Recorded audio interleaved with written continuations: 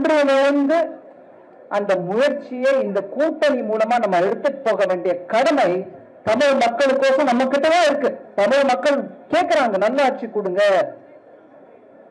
Drugs எங்களுக்கு வேண்டாம், சாராயம் தண்ணியோட கேடுகட்ட நிலையில பரவுது, ஒரு குடும்பம் பழிச்சுக்கிட்டு இருக்கு, தமிழ் மக்களுக்கு அதனால ஒரு ஆதரவும் இல்லை அப்படிங்கிற அந்த நிலைமை வந்த போது மக்கள் எல்லாருக்கும் தொண்டாற்றுவது நம் கடமை.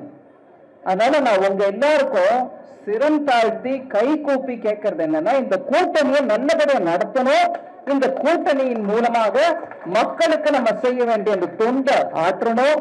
இதுல சின்ன சின்ன உட்பூசல்களை பத்தி நம்ம பெரிய கவலைப்பட வேண்டாம்.